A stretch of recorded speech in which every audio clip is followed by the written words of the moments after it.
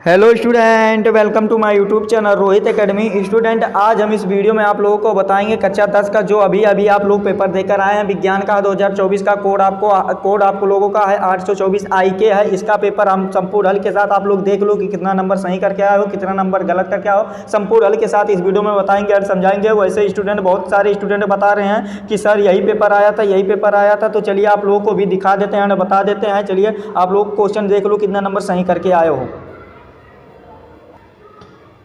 तो यहाँ पर देख सकते हैं जो हमारा खंड यहाँ से आ स्टार्ट होता है, जिसमें से पहला जो उपभाग दिया गया पहला, उसमें बहुविकल्पीय प्रश्न है। यानी कि पहला क्वेश्चन दिया गया अवतल दर्पण के सम्मुख ध्रुव और फोकस दूरी के बीच स्थित वस्तुओं का प्रतिबिंब बनता है। यानी कि कैसा प्रतिबिंब बनता है हमें ये बताना है। तो इसका जो राइट आंसर हो जाएगा सीधा और वास्तविक बनता है और बड़ा बनता है, यानी कि सी वाला हमारा ऑप्शन सही हो जाएगा। फिर अगला क्वेश्चन दूसरा दिया गया है कि दूरदृष्टि दोष यानी कि दीर्घ दृष्टि दोष इसे भी कहते हैं कि निवारण के कौन सा लेंस का प्रयुक्त होता है। यानी कि कौन सा लेंस का प्रयोग किया जाता है, तो उत्तल लेंस का प्रयोग किया जाता है, यानी कि बी वाला हमारा ऑप्शन सही हो जाएगा। फिर दूसरा क्वेश्चन दिया गया है एक लेंस से 0.2 मीटर दूरी रखी वस्तु को आभासी प्रतिबिंब का आवर्धन 0.5 है, तो यह लेंस होगा। यानी कि यह लेंस कैसा होगा हमें यह बताना है। तो इसका जो तीसरा का जो सही आंसर हो जाएगा हमारा, इसका जो तीसरे का सही आंसर हो जाएगा बी वाला हमारा ऑप्शन राइट हो जाएगा। 0.2 मीटर पर फोकस दूरी अवतल लेंस होगा, यानी कि दूसरा वाला ऑप्शन हमारा सही हो जाएगा। चौथा क्वेश्चन दिया गया कि जब स्रोत प्रकाश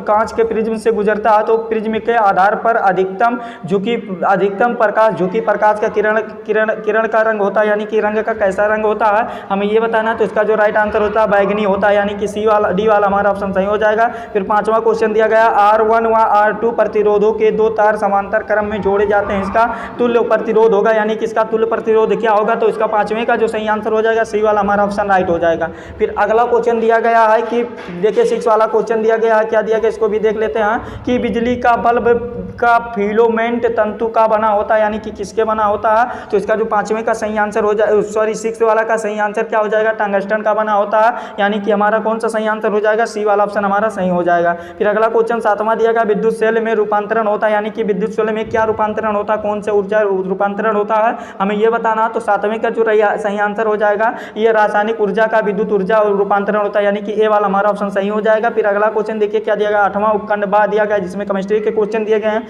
इसमें 8वां क्वेश्चन दिया गया रासायनिक अपक्रिया ये दिया गया, गिब्स ये दिया गया। तो हमें ये बताना इसमें कौन सा होगा। तो इसका जो सही आंसर हो जाएगा H2O हो जाएगा, H2O3 हो जाएगा, यानी कि H2O3 सी वाला हमारा ऑप्शन 8वें का सही आंसर सी वाला हो जाएगा। फिर अगला क्वेश्चन 9वां दिया गया निम्नलिखित में से अम्लीय लवण है, यानी कि अम्लीय लवण क्या होता है हमें ये बताना है। तो इसका जो राइट आंसर हो जाएगा 9वें का जो सही आंसर हो जाएगा हमारा सी वाला ऑप्शन राइट हो जाएगा, Na2SO4 हो जाएगा। ठीक, फिर अगला क्वेश्चन दिया गया मेट में मुख्यता होता है, यानी कि मेट में मुख्यता क्या होता है, तो यही डी वाला हमारा ऑप्शन सही हो जाएगा इसका।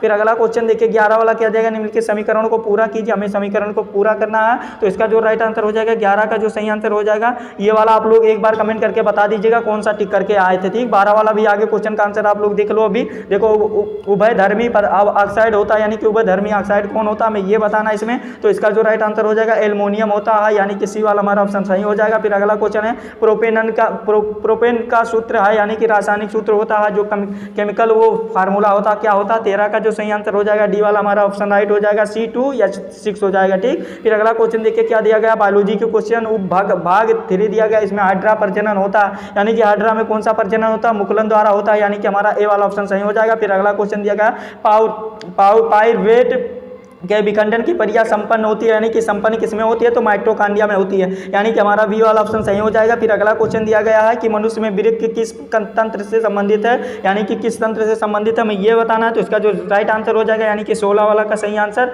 सी वाला ऑप्शन राइट हो जाएगा, उत्सर्जन से संबंधित है। ठीक, फिर अगला क्वेश्चन 17 वाला दिया गया मेंडल ने प्रारंभिक शिक्षा प्राप्त की थी, यानी कि मेंडल ने प्रारंभिक शिक्षा कहाँ पर की थी हमें यह बताना है। तो 17 का जो राइट आंसर हो जाएगा गिरजाघर में की थी, यानी कि ये सिक्कों का था, यानी कि हमारा डी वाला ऑप्शन राइट हो जाएगा। फिर अगला क्वेश्चन देखिए मादा जनन तंत्र के किस भाग में लूप स्थापित होता है, यानी कि किस लूप स्थापित होता है हमें यह बताना है। तो 18 का जो सही आंसर हो जाएगा बी वाला हमारा ऑप्शन राइट हो जाएगा, अंडवाहिनी में स्थापित होता है। ठीक, फिर अगला क्वेश्चन 19 वाला दिया गया निम्न में से कौन सा अंग पौधों में नर जननांग का प्रतिनिधित्व करता है, तो कौन प्रतिनिधित्व करता है हमें यह बताना। तो 19 का जो सही आंसर हो जाएगा बी वाला हमारा ऑप्शन राइट हो जाएगा, पुंकेसर हो जाएगा। फिर अगला क्वेश्चन 20 वाला देखिए क्या दिया गया निम्न में से कौन सा फिर अपान से पदार्थों का मित्र व्यवहार कहलाता है या कहलाते हैं, कौन कहलाते हैं हमें ये बताना है। तो इसका जो राइट आंसर हो जाएगा बाबू ये हमारा बाजार जाते समय, खरीदते के समय में ये वाला हो जाएगा या डी वाला होगा। तो वैसे तो पहला आंसर ही राइट होगा। ठीक, आप लोगों को 20 में 20 MCQ यहाँ पर बता दिए, और आप लोगों का कितने नंबर आ जाएगा MCQ में ये कमेंट करके हमें जरूर बताइएगा। और साइंस के पूरे पेपर ये आप लोगों का था,